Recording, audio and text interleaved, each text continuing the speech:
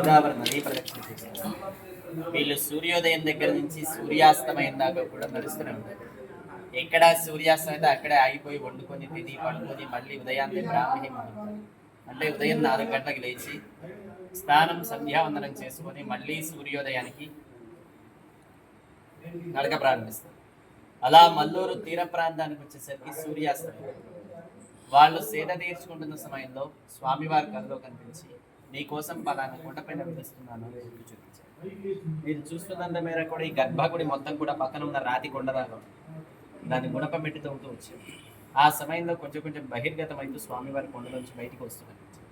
ఆ సమయంలో గుణపం వెళ్ళి స్వామి నాభిలో కూర్చుపోయింది. బొడ్డులో మనకి దెబ్బ తగిలితే ఎలా అయితే రక్తం వస్తుందో అలా స్వామికి నాభిలో దెబ్బ తగిలిన చోట చీము, నెత్తురు, తేమ, తడిలా చిన్న చిన్న చుక్కలుగా ద్రవంలా కాదు.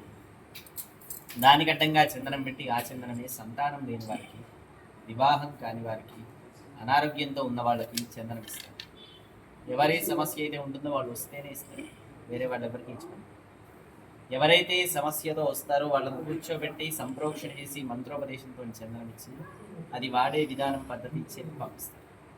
ఈ భారద్వాజ మహర్షి, ఆంగీరస మహర్షి ఇద్దరికీ కూడా స్వామివారు మానవాకృతిలో దర్శనమిచ్చారు. ఇక్కడ దాకా నరుడు, ఆపై సింహం, నరసింహం.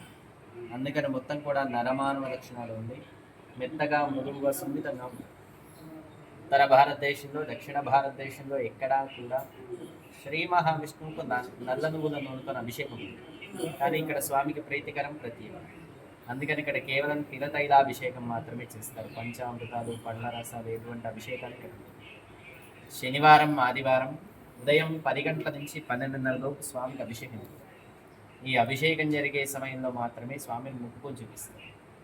మిగతా సమయంలో ఎప్పుడైనా సరే ఎవరైనా సరే లోపలికి వచ్చి స్వామిని ఎవ్వరిని కూడా ముక్కుని. ఇక్కడ ఏ అర్చక స్వామి అయితే అభిషేకం చేస్తారో ఆయన మాత్రమే స్వామిని ముక్కుని చూపిస్తారు. మిగతా వాళ్ళ లోపలికి రానివ్వడం, ముక్కునివ్వడం అనేది అస్సలు. ఇది 6వ శతాబ్దం చిన్నచోళ చక్రవర్తులు పరిపాలించిన కాలం నాటికి ఈ క్షేత్రం.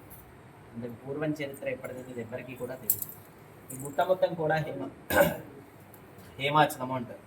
మనకు అమావాస్య వెళ్ళిపోయిన తర్వాత పాడ్యమి, విధియ, తదియల, నెలవంక ఏ విధంగా అయితే వస్తుంది అలా అర్ధచంద్రాకారంలో ఈ గుట్ట ఉంటుంది. అక్కడితో స్టార్ట్ అయ్యేది మధ్య నది, కింద చింతామణి జలపాతం అన్నట్టు వెళ్ళారన్నా ఇట్లా దిగగానే లెఫ్ట్ సైడ్కి మనకి మామూలుగా నల్లా నీళ్ళు, బోర్ నీళ్ళు ఒక 2-3 రోజులకి మించి ఉండవు.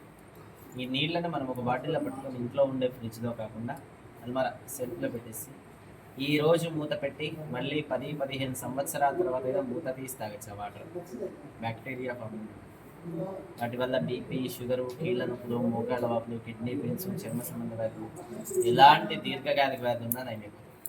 చెట్ల వేర్ల నుంచి వచ్చే ఆయుర్వేదం ఆ నీటి కింద స్నానం చేసినా కూడా చర్మ సంబంధ వ్యాధుల తొలగిపోతుంది. నమస్కారం చేసుకుంటాం.